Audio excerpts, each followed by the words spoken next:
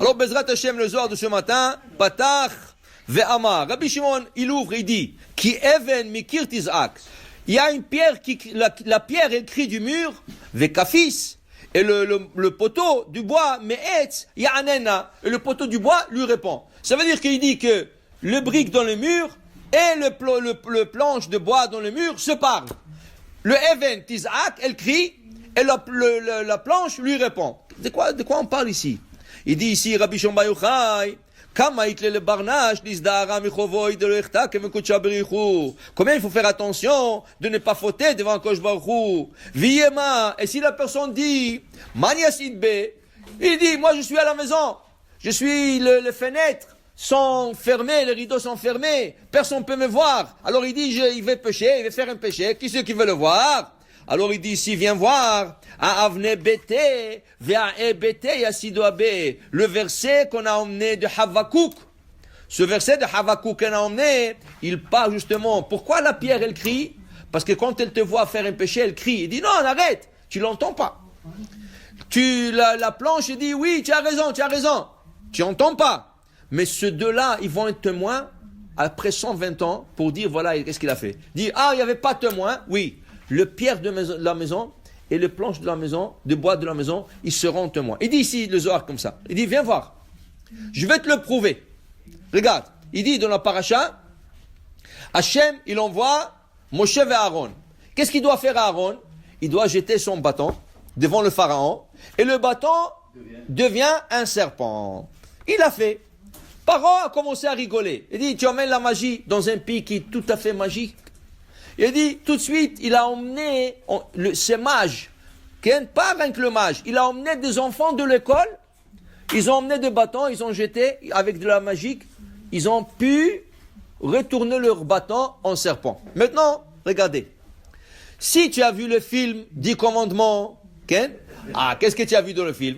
Tu as vu dans le film comme quoi que le serpent d'Aaron, il a mangé les autres serpents. Mais une chose, la Torah, ça ne s'apprend pas dans les films.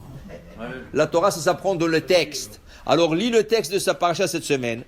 C'est écrit qu'après que eux, ils ont fait la même chose, ils ont retourné leur bâton en serpent, Hachem, il a dit à Aaron, retourne ton serpent en bâton. Son serpent est retourné en bâton, et c'est son bâton en bois qui a avalé les autres serpents. En bois.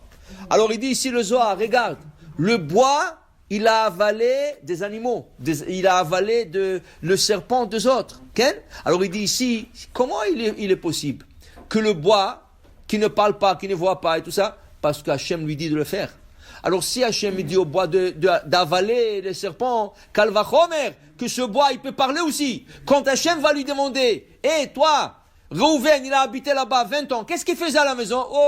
Le Shabbat, qu'est-ce qu'il faisait en semaine, qu'est-ce qu'il faisait? Il dit quoi? Oui, le bois il peut parler, le brique il peut parler.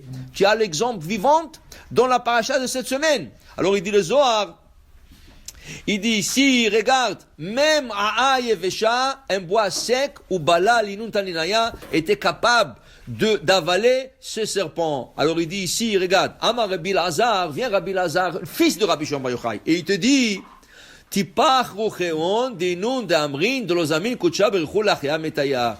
Il dit ici que ceux qui disent que Has Veshalom, Akash Baruch Hu n'est pas capable de revivre le mort, Tipach rucheon, que leur âme ne réside pas dans leur corps. Pourquoi? Il dit, regarde, si tu regardes le bâton d'Aaron, qu'Akash Baruch Hu lui a donné de la vie, il lui a donné de la vie, c'est sûr qu'Akash Baruch Hu pourra donner de la vie aussi à des os et à de la poussière.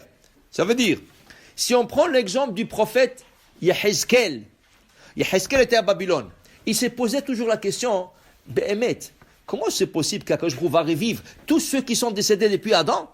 Ça veut dire qu'on est là 5780 ans, 6000 ans, et tu me dis que 6000 ans, des personnes qui vont se réveiller, des millions, comment c'est possible? Il se posait la question.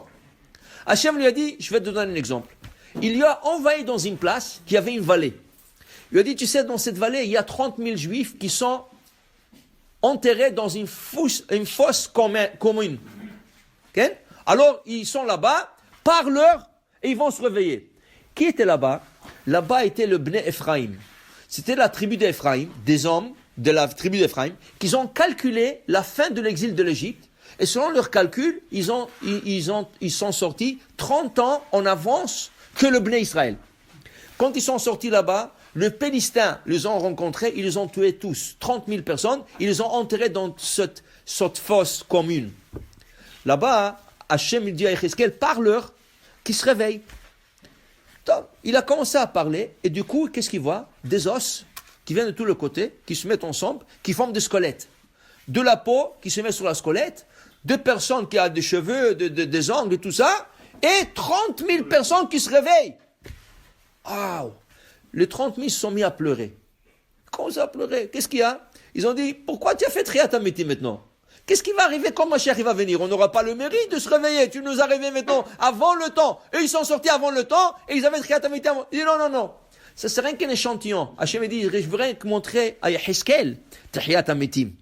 Mais après, vous allez mourir aussi et vous allez retourner dans Triat Hametim. Pour te dire, pour Hachem, c'est pas un problème. Il peut donner de la vie même dans de bois, de pierre, tout ça, c'est Akadosh Baruch Hu, il est Kol Yachol, il peut tout faire, mais il faut aussi le croire. Baruch Adonai Le'olam, Amen ve Amen.